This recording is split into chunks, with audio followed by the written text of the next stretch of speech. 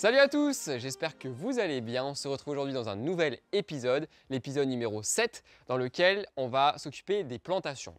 Donc pour ce faire, dans un premier temps, on va tout simplement venir couper des grilles métalliques qui sont juste derrière, des grilles métalliques qu'on se sert normalement pour les dalles béton. Donc là, c'est du diamètre 8 mm. Je vais venir les découper à la bonne dimension pour venir les fixer au mur. Donc au total, il va y en avoir 3 qui vont être fixés. Ça va servir de support pour les plantes grimpantes.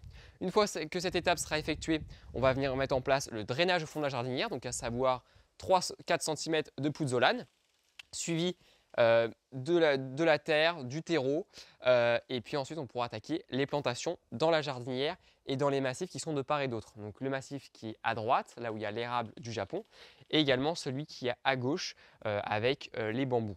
Donc cette vidéo va être vraiment dédiée à ça. On mettra également en place le petit paillage, l'arrosage avec le tuyau microporeux, et puis ce sera une super vidéo. J'espère que ça vous plaira. Là, les végétaux, on les a reçus. Ils ne sont pas encore disposés au bon emplacement. C'était vraiment pour les stocker.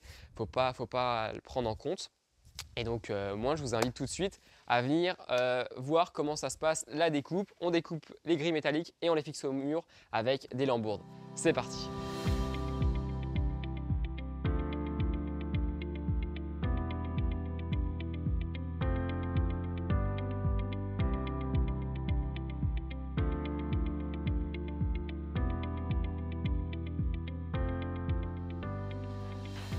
Nous sommes en train de fixer les treillis, donc ces deux-là sont en place. Là, on fixe le dernier.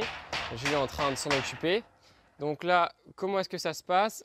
On utilise ce genre de petit cavalier en acier galvanisé. Donc là, on les enfonce au marteau tout simplement pour venir maintenir la structure sur les lambourdes. Voilà, c'est pas plus compliqué. Donc là, on termine ça. Ensuite, on va ranger tout le matériel. On va mettre une petite bâche pour protéger. Les bancs au moins, parce qu'ensuite on va venir mettre en place la terre, les graviers, etc. Donc ça va faire un petit peu de bazar. Bon allez, c'est parti! Les grilles sont posées, ça c'est fait. Maintenant on remplit la jardinière. Donc pour ça, on vient de mettre en place un petit feu de géotextile pour éviter que les graviers et la terre ne passent au travers. On a également traité les pieds des poteaux de la pergola avec du goudron, de façon à bien les protéger. Donc là, il y a du goudron et puis c'est nickel. Donc là, on met 4 cm de pouzzolane et ensuite on met un mélange de terre végétale qui est dans ces sacs, qui nous a bien embêté sur le chantier depuis 10 jours. Et on fait un mélange avec terre végétale et terreau. C'est parti!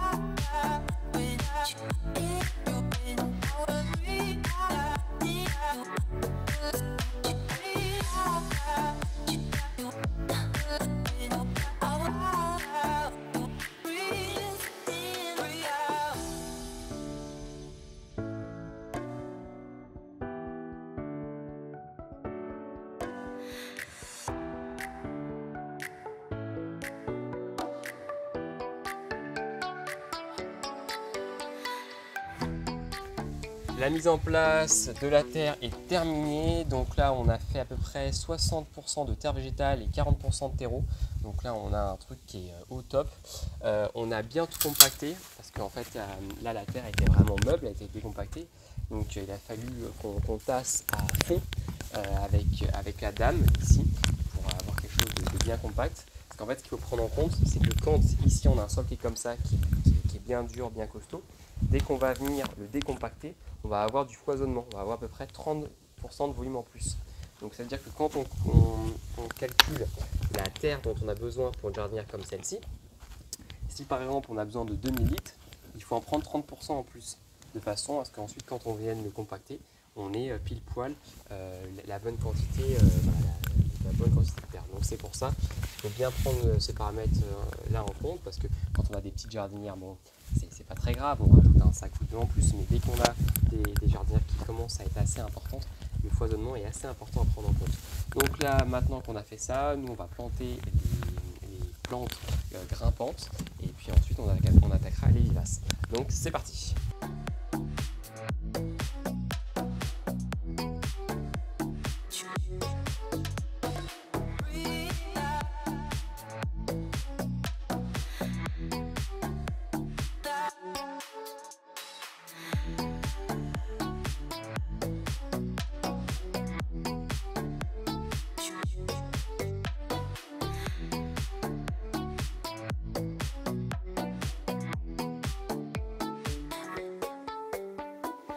On vient de mettre en place les plantes grimpantes, donc ça y est, elles sont plantées, je les ai fait courir un petit peu sur le treillage. Maintenant, j'ai disposé toutes les plantes vivaces dans le massif au bout, dans la jardinière et également sur le massif de droite. Donc au niveau des plantes grimpantes que j'ai utilisé du chèvrefeuille, j'ai utilisé du jasmin étoilé, du kiwi et également de la vigne vierge. Et il va y avoir une akébie qui va grimper sur le poteau, qu'on mettra dans un pot à la fin. Donc voilà un petit peu pour les plantes grimpantes. Et au niveau des vivages, j'en avais déjà parlé lors de la première vidéo YouTube, mais au niveau des vivages, je ne les connais pas toutes de tête. On a Echinacea purpurea, Stipa tenuifolia, Perovskia, c'est la sauge d'Afghanistan, l'agastache, Pennisetum. Donc voilà, on travaille à peu près avec 5-6 vivaces que je viens comme ça ponctuer. Donc ça c'est pour la jardinière. Et après pour le massif à gauche, j'ai mis de l'euchère et du Dryopteris flixismas. Donc voilà, donc là j'ai tout sur ma tablette, comme ça c'est pratique. Je peux voir là où j'en suis. Et puis voilà, donc c'est nickel. Donc là, on continue la plantation et puis je vous tiens au courant de la suite. C'est parti!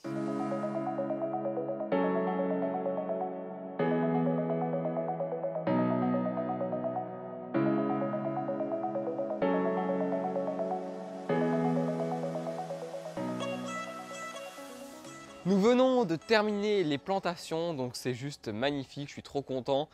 Toutes les petites plantes grimpantes, j'ai essayé de les faire grimper sur le treillis métallique de façon à ce qu'elles commencent à occuper un petit peu la place. Certaines commencent même à grimper sur la pergola, donc c'est super. Je suis trop content. Les petites vivaces, elles commencent à être, elles sont installées, elles vont pouvoir maintenant bien se développer. L'avantage, c'est que l'année prochaine, en une saison, les plantes vivaces auront pris leur taille maximale. Donc on se retrouvera dans un an pour voir l'ampleur du projet et l'ampleur que les végétaux ont pris. C'est vraiment l'avantage des plantes vivaces. Les plantes grimpantes, elles vont mettre au moins une bonne année à bien s'implanter et puis commencer à faire de la croissance. Donc là, c'est super. Donc tout est planté dans la jardinière. Les deux massifs de part et d'autre sont également plantés. Maintenant, ce qu'il faut qu'on fasse dans cette jardinière, ça va être la fixation du système d'arrosage. Donc là, en fait, j'ai mis un tuyau micro-poreux. Donc en fait, c'est un tuyau avec plein de petits trous. Et donc comme ça, quand on met le tuyau en pression, il y a plein de petites gouttelettes qui sortent. Et l'avantage, c'est que ça arrose tout doucement. Ça diffuse l'eau tranquillement. Donc il faut au moins un arrosage d'une demi-heure pour quand même apporter de l'eau en quantité suffisante. Donc là maintenant, ce que je vais venir mettre, c'est que je vais venir mettre des petites agrafes en acier galvanisé, comme ça, de façon à bien maintenir le tuyau, de façon à bien le plaquer au sol, pour pas qu'il bouge. Et puis ensuite, dès que ça sera fait, je vais venir mettre un petit paillage en chanvre. Donc le paillage en chanvre, il va permettre de maintenir une humidité constante, il va permettre d'éviter trop d'évaporation et ça va permettre également d'éviter la pousse de mauvaises herbes. Donc c'est vraiment un super avantage, le paillage, je l'applique tout le temps. Ça va également permettre de cacher aussi ce tuyau. Donc là, on va faire tout ça. Juste pour vous montrer ici, hop, donc au niveau de l'arrosage que j'ai fait, c'est que j'ai récupéré le tuyau d'arrosage et je suis venu tout simplement le raccorder au tuyau micro-poreux. Et donc là, si on veut, on a une petite vanne là qu'on peut ouvrir. Et puis voilà, c'est super propre. Là, le petit massif, je vous montre, il est planté, c'est nickel. Petit paillage en chanvre. Donc le chanvre, c'est ça. Tac. Donc là, on l'applique à peu près sur 4-5 cm pour que ça soit efficace. Et puis c'est nickel. J'ai même rajouté aussi un pot en terre cuite pour venir faire grimper une akébie là, sur la pergola. Donc pot en terre cuite, c'est ce que je recommande tout le temps. Si on peut se le permettre, pot en terre cuite, c'est vraiment le top. Parce que l'avantage, c'est que ça va éviter que la terre ne chauffe à l'intérieur. Donc on sait que c'est pas bon en pleine chaleur qu'on ait le volume de terre à l'intérieur qui soit soumis à la chaleur, qui monte en température. C'est vraiment pas bon pour les racines, pour le système racinaire. Parce qu'en fait, là, l'avantage, c'est que le pot en terre cuite, lui, ce qu'il va faire, c'est qu'il va transpirer. Comme c'est de la terre, l'eau qui est dans le pot va être légèrement absorbée par ce pot en terre cuite.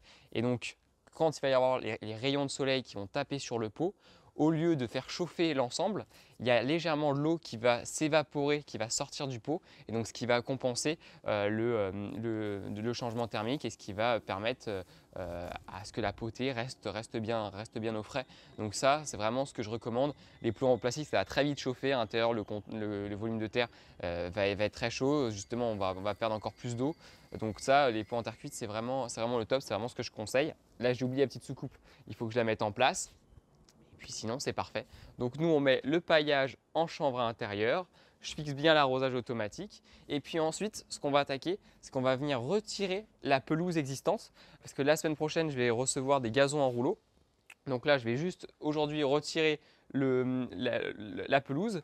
Ensuite, on viendra préparer le terrain à bien bêcher, rapporter un petit peu de terreau. Et puis ensuite, on pourra venir dérouler les rouleaux de plaquage. Donc là, il y a vraiment une petite surface, il y a 13 mètres carrés. Donc ça devrait être relativement rapide. Et puis voilà, comme ça va être super. Le client va bientôt rentrer de vacances. Comme ça, je serai là à son retour pour lui présenter le projet. Ça devrait être assez sympa. Bon, et bah écoutez, on attaque tout ça et on se retrouve juste après. C'est parti. On vient de mettre en place le tuyau micro-poreux. Donc on a mis des petites agrafes comme ça en acier galvanisé qui sont enfoncées, qui permettent de bien maintenir le tuyau. Maintenant, on va mettre un petit paillage et puis ça sera nickel. Donc là, vous voyez, le tuyau micro-poreux, il arrose tout doucement. Il y a des petits trous qui permettent d'arroser gentiment la jardinière. Donc on laisse ça pour une petite demi-heure et ça arrose tranquillement la jardinière. Donc voilà, c'est nickel.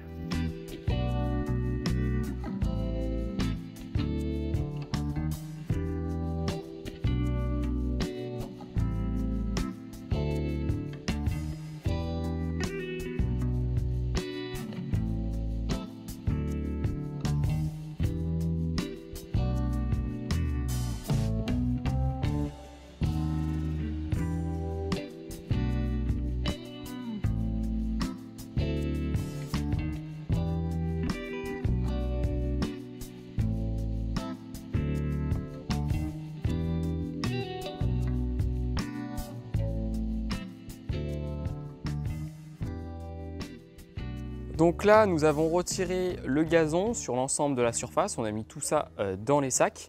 Maintenant, on décompacte bien le sol sur au moins 10-15 cm minimum.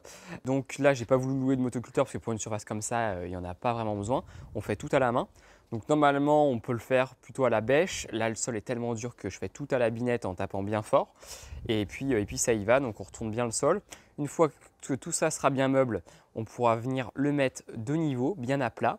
Retirer tous les éléments grossiers, les gros cailloux, les racines, s'il y en a. Là, ça va, on a de la chance, on en a très peu. Et puis venir bien tout mettre à plat. Et là, l'importance de bien décompacter le sol, c'est pour ensuite la prise racinaire, pour que les racines prennent bien dans le sol. Parce que là, si le sol, on le laisse comme ça dur, les racines, elles ne pourront jamais s'enfoncer facilement. Donc ça, c'est super important à faire. Et puis, une fois que tout sera fait, on va également rétaler un petit peu de terreau pour enrichir un petit peu le sol pour qu'il y ait une très bonne reprise. Donc c'est parti, on continue tout ça.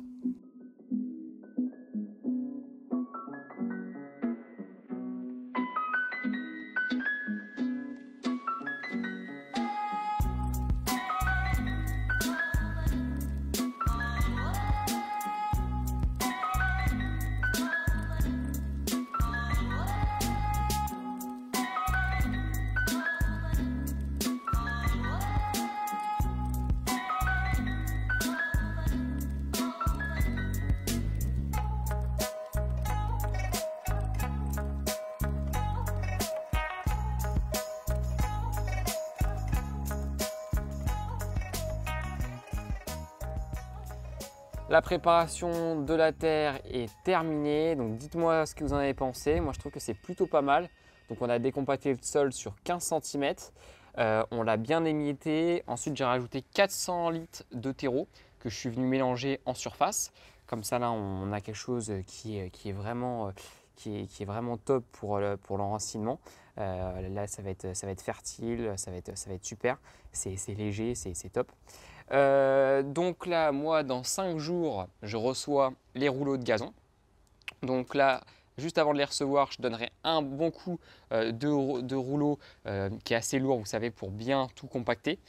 Et que ça soit lisse, plat, et puis ensuite je poserai ça. Ça devrait être assez rapide, en 1 heure ça devrait être posé vu la surface. Et puis ce sera nickel. Donc là, nous, on se retrouve dans 5 jours pour ça. Donc pour vous, ça va être dans quelques minutes. Et juste avant, je vais nettoyer toute la terrasse. Je vais donner un bon coup de jet d'eau pour retirer toute la terre. Et puis comme ça, ce sera parfait. Donc on nettoie et ensuite on se retrouve pour la pose du gazon. C'est parti.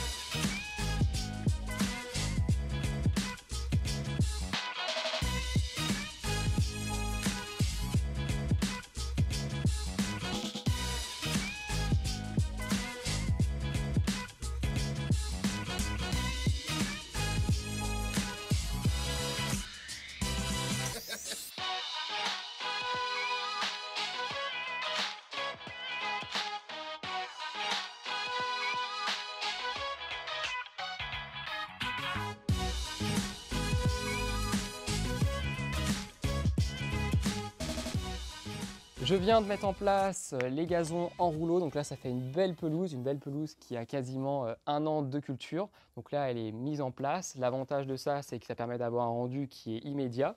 Ce qu'il faut prendre en compte, c'est quand on met une pelouse en rouleau, c'est qu'il faut avoir un entretien régulier derrière. Pendant 3 semaines, il faut un arrosage quotidien, surtout si on est en période estivale. Et puis après, une tonte au bout de 2 semaines. Et une fois le délai d'1 mois écoulé, on pourra l'utiliser normalement, venir la tondre régulièrement et lui donner un arrosage qui est adapté à la saison. Donc là, le projet est terminé. Vraiment, la pelouse, c'était la touche finale. Donc je suis super content du résultat, le client aussi. Donc c'est un beau projet qui est réussi. Je suis super content. Et puis voilà. Donc je vous montre les petits visuels de la fin et puis ce sera super. Bon, et ben c'est la fin de cette vidéo. Donc je vous remercie de l'avoir suivi. Je suis en présence du client qui vient de rentrer de vacances. Et puis, qu'est-ce que tu en penses, Charles? Est-ce que j'ai respecté le cahier des charges? À 100%. Pour le coup, je suis vraiment ravi. Quand j'avais fait appel à toi au team, c'était vraiment pour la base d'une terrasse et avoir une idée de petite pergola ou autre. Et derrière, je lui dis, fais comme tu veux, ce que tu veux, complètement libre. Et voilà le projet final. Donc, je suis super ravi. Ça ressemble exactement à ce que j'avais demandé. Donc, même si je travaillais à distance, c'est-à-dire que j'étais en vacances tout le long du projet, je suis super ravi, il m'a tenu informé, j'avais des photos, des vidéos tous les soirs, il m'appelait, on faisait des petits points, donc je suis super content et ça rend un résultat vraiment incroyable. Donc je vous le recommande. Bon bah écoute, merci beaucoup à toi Charles, c'est super gentil. Donc en tout cas, pour vous expliquer rapidement comment est-ce qu'on avait travaillé, j'étais venu une première fois rencontrer Charles en février 2022. J'étais venu, j'avais un petit peu capté toutes tes attentes, donc tu voulais une pergola, une terrasse. J'ai orienté Charles vers une conception, on a posé ensemble les idées du projet, on a fait la conception, j'ai présenté ça en visio et puis ensuite on a validé et le chantier a commencé et là on tous les bois différents, les différentes manières, la conception, les différentes plantes. Donc très bien fait. Et puis une fois, après, ensuite on avait signé. Et puis là, le chantier, il a duré environ 2 semaines et demie. C'est ça. Avec un rythme un peu intensif. Normalement, ça aurait plutôt dû être 3 semaines et demie. Mais Il n'a là, pas chômé. Ouais. voilà, on a fait du 10-12 heures par jour. Mais voilà, le résultat est là. Donc je suis super content. Et ben en tout cas, merci à toi Charles de m'avoir fait Merci à confiance. toi, parce que pour le coup, c'est très bien fait. Ça a été fait rapidement et franchement, c'est magnifique. Merde. Super projet. Bon, merci à toi. Et ben en tout cas, merci d'avoir visionné cette vidéo. Et puis on se retrouve très vite pour de nouveaux épisodes. Ciao! Ciao.